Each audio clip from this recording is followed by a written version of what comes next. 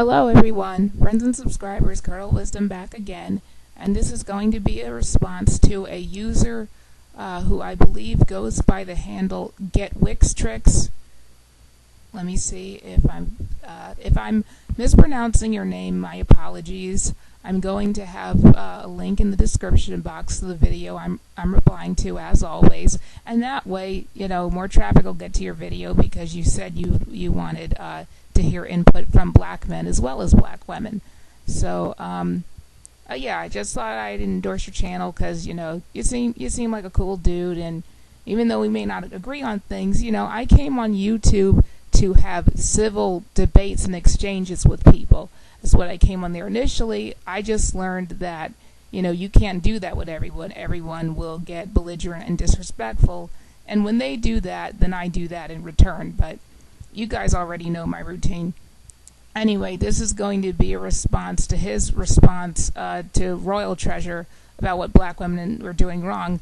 He essentially was responding to her notion that black women can self-improve without black men, or without thinking about black men, and black men are not irrelevant to the black community. That I do agree with GetWixTricks with. Black men are not irrelevant to the community, just as black women aren't irrelevant. You can't say you care about the entire community, then say I don't care about one gender, or I'm not empathetic with the other gender. Then you really don't care. And what you're endorsing is just going to lead to the same amount of social ills, if not more. Which and I left some comments in his forum pretty much explaining that, but there was so many things, like I didn't want to sort of spam the dude's comment section of sorts, so that's why I'm going the video route here. But essentially, what I just want to tell him, that he says that he just looks at this from a spiritual perspective, and he claimed how this happened because the elites took the black man out of the home, and that the elites are controlled by the devil. I did not upload this video to disagree with him. I just uploaded it to say that I don't look at this thing from a spiritual perspective or from a new age perspective either. I look at it from a very worldly, logical, bare bones, just realist perspective. That's mine. And I base this based on, what I've observed on my 26 years of being on this earth. That being said, it's not that I disagree with you that fathers are essential. All I'm saying is that saying fathers come back to the homes, that's really not a valid, that's not a solution that's going to happen. You can't make a group of people do what they don't want to do. The best you can do is keep them aware of you can make them aware of the worldly consequences for what they do. Now, the problem with that is fathers who abdicate their families, more often than not, they're intrinsically self-centered. And I am not referring to fathers who pay all the child support in the world, try to see their children, and the mothers keep the kids from the father, and they put a bunch of poison about the dad in the child's head, and the child grows up to hate the father even though the father loves the child. The father spent 1/3 of his income on the child, 1/3 or more depending on the job. I'm not talking about situations like that. I'm talking about men who just up and leave. These men are very much Machiavellian, and they're very much self-centered. So by telling them all the bad things that is happening in society and community because they left their children, and why they should come back, well, that's not going to do anything. And it's not going to do anything to men who do not have children but have that same Machiavellian mindset. That's not to say that all hope is gone. But what the best you can do is to let both men and women know the consequences for their actions. And the best way to know the consequences for their actions is when you say what is going to mean for them. And I think what a lot of men these days in the Western society are realizing is that if they just put all their emotions out of it, then marriage and or having children doesn't benefit them the way the laws are set up. Now, men and women alike have the power to change it, but both men and women are complacent. and Americans in general are very lazy. And again, they're also getting more lazy, more selfish, and more childlike by the era. So that's why you have a steady fight against you. But I also want to comment on what you said about your family, how you and your siblings didn't. And I don't know if you meant brothers and sisters or just brothers. I mean, kind of sounds like you were saying just brother. I don't want to get into your business like that, but since you put that in the public domain, I did want to comment on it since you say that it's relevant to your point. The thing is, though, you did not go down the same path as your siblings. You made a better choice in your life. You made a better choice. You had more keen judgment, and you had strong character and morals. Your siblings obviously did not, and that was something that was beyond your mother's control. And honestly, I mean, no disrespect, but I think if your father was there, your parents were there, your siblings probably might have been the same way, because they just weren't. They didn't have strong character. Now, you could say they lacked discipline because you guys didn't have your father around, but you clearly don't lack discipline. As I could see from interacting with you in comment section and listening to your videos, you're not a person who lacks discipline or drive. So that's to be said, because if your theory was bare bones accurate, then that would mean that you would have fallen by the wayside just as your siblings, but you did not. There was something in you that resisted that. That was your personal choice. Because when you start to, I mean, parents are responsible, and parents do have a hand in how people grow up. You know, most of the time, scumbag children equals scumbag adults. I mean, look at this 13-year-old from, what was it, Chicago or Detroit? I think it was Chicago. I forgot. This 13-year-old rapper threatening to kill another kid. One of the kids' douchebag uncles or whatever adult male in the family threatened the grandma of the threatened kid. So clearly he just has a bunch of scumbag adults in his family. If they don't have sole custody of him, they have influence over him. So yeah, no, normally a lot of times scumbag adults equal scumbag kids, even if the father's there. Because if the father is a scumbag and he's still there, well, he's still going to raise scumbag kids. Again, collectively speaking, majority of the time. But if the father is not there, there's always loopholes. I find it very curious that when I go into these forums, a lot of times I'll see some comments saying that black single mothers have no help, whereas black single fathers have all the help in the world. They have their parents and their siblings and their cousins, etc., whereas the black single mothers just have their hard work and government assistance. Well, that's not how it was with my mother, since a lot of people like to bring up my mother for some reason because they get butthurt about what I say. My mother, okay, first of all, my mother was married, number one. She actually did have a relationship, and years before I was even conceived. And then she got married before I was conceived. So yeah, it was a legitimate relationship. It didn't work out, and it didn't work out for reasons I'm not going to get into, because after all, you guys, I will tell you some stuff about my life, but just as he said, he wasn't going to get into certain things. I won't get into certain things either, because none of it is really your business. I'm just choosing to share because I find it relevant. But anyway, my mother was married. My dad, and it didn't work out, and my dad just didn't want to be a dad. That's pretty much how it was. My parents were very young. They were very immature. They didn't have me when they were teenagers, but they were still young adults they just weren't totally there, and they weren't ready for parenthood. So my dad left. I saw my dad one time when I was 11, and that was it. However, my mother had her parents. I grew up, I wasn't just raised by my mother. I was raised by my grandparents as well. They all lived in the same large mansion-like home, and my grandparents were, I saw them as the people who raised me, and I still do to this day. So I had the male influence of my grandfather. And even though I didn't see my mother's brothers on a regular basis, because we didn't live with them, they had, my uncles had families of their own. They had wives and children of their own and houses of their own and careers. But I saw them very often, and they were very much in my life, my uncles. Because my mother doesn't have any sisters. She has 3 big brothers. And yeah, we're just a very close-knit family, and we look out for each other. And a lot of these commentators in forums of this nature claim that this is only the black single father experience. This isn't the black single mother experience. So that makes me think, well, gee, what are these black single mothers doing to alienate their families like this? Or what did their families do to them? And why is this not the same black single father experience?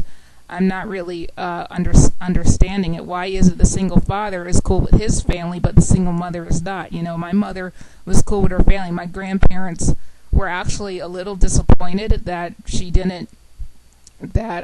got married so young and the guy that she chose, but they loved me just as if I was their own kid. My grandparents did. They showed me a lot of love. They had a lot of resources because my granddad had a great job, had a stay-at-home wife for decades, So he made good money. I mean, it was great. Pretty much, I had a really fun childhood. I didn't really get along too much with peers because, unlike you, I don't have siblings on my maternal side. My dad has other kids, but I haven't met them. I'm my mom's only kid.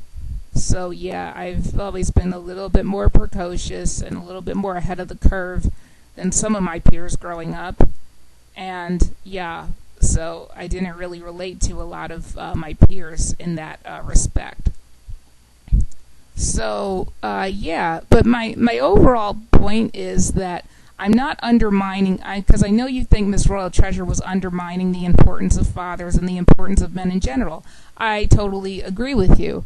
My reasons for why she does that, as I explained in the public forum, are different from your reason why she does that. But all in all, I'm making this video because there's just a lot of black people out here who just make piss poor lifestyle choices, and they want to put that all on their dad not being there or on one thing in their family they had no control over and say, yep, well, my dad wasn't there, so I decided just to not do anything with my life and not amount to anything. And I really don't know where that defeatist mindset comes from. I don't know.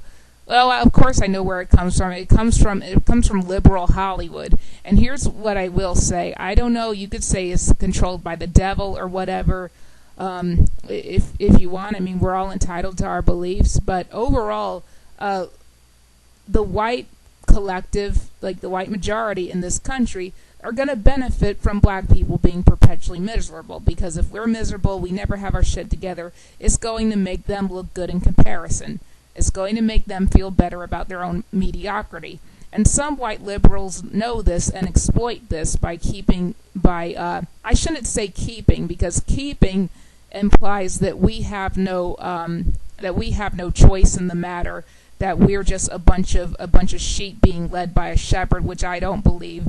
I'm a firm believer of personal accountability. So it's not so much white liberals keep, but white liberals encourage this type of victimhood, white liberalism and white feminism. And also, you see the media, this is why you see the media put single mothers on a pedestal, because women don't care about anything. Collectively speaking, women don't care about anything that makes sense. They don't care about reality. They just want to hear feel-good jargon. And I don't believe in that. I don't agree with it. And I'm very resistant to it. I try to, and it's very bad for black people to buy into it, so I try to wake some of us up out of it, to not too much effort, but hey, you can't blame a girl for trying. I won't really go into that much, because as I said, if you listen to my video titled I Just Don't Get It, I go more into my opinions on media that's directed at women and how it's not good for women to buy into it and what the true agenda is, if you're interested. So, but yeah, overall, I did think your video was good. I'm just all I'm protesting to is that to simply say what we need to do is just bring the fathers back, and until we bring the fathers back, we don't need to talk about anything. That I disagree with, because as I said, my father wasn't in my life, and I still grew up to be a productive and well-adjusted member of society. No record, no children. When I met my husband, I was a virgin. Got married at 25. Let's see. Went to school. Got a job that I enjoy. I enjoy my relationship. I enjoy my life. I eventually lost weight because I was tired of being chubby. So I had to admit, I had to look at the mirror and say, Colonel, you are fucking up, and only you can change it. And I changed it. So yeah, life is what you make it. Just because your father isn't there doesn't mean you're going to fail at life. It's still ultimately up to you. And your family structure is proof of that. Okay, I hope you accept this as a video response, because as I said, I enjoy interacting with you. I think you need to have more subscribers and stuff. And yeah, so I think that's it. I just want to say overall good video, but as I said, I think the media, how the media and men in general, because in a way, you may not think so, but in a way your media influenced as well.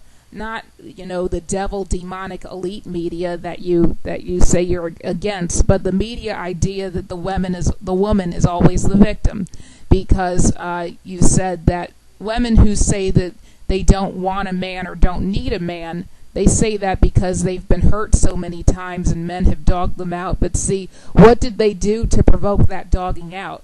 What was going on during the courting process before they were so-called dogged out? What was the woman doing? What was going through her mind? Because remember, she has a mind of her own. God all gave us free will, all of us. So we shouldn't just act like women have no free will. They very much do, and most of them, if they have an IQ above, let's say 100, most of them have a choice in the matter.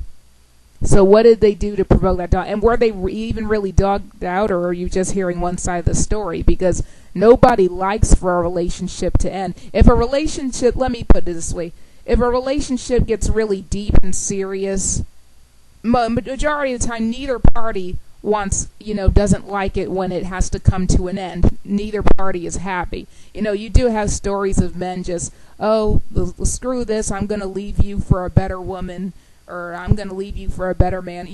There are scenarios like that, but even when that happens, the person who does do the leaving or the jilting, they're not happy for doing it. They wish they could have made it work out, but they decide, what, I'm happier somewhere else, and I just need to not be miserable anymore, or I just need to pursue my happiness, because my happiness is above all others. See, that's what we need to understand. All people, including black people, are selfish, and they need to be selfish for survival.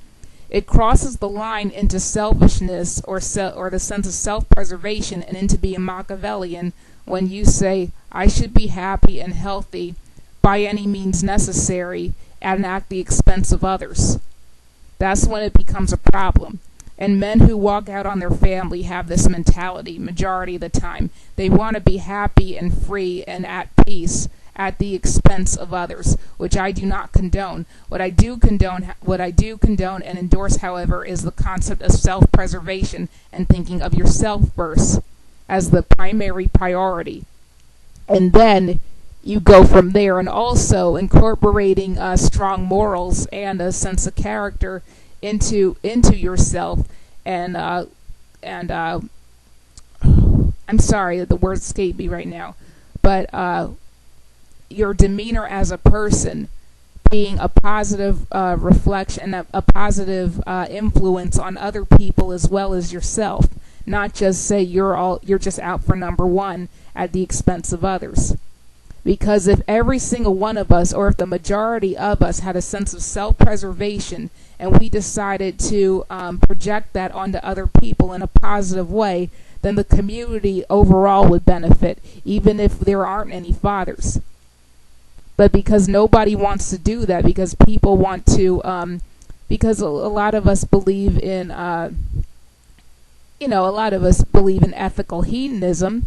A lot of black people prescribe to that. Then we end up paying the price for it, and overall, our community pays the price for it. And that's all I have to say. I think I'm done now. If I try to go any further, I'll just be talking into circles, especially because I have to consider I left comments in your forum. And just saying most of this anyway.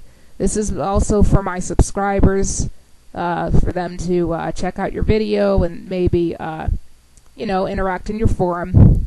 Okay, that's it. Colonel Wisdom out. Good night, everybody.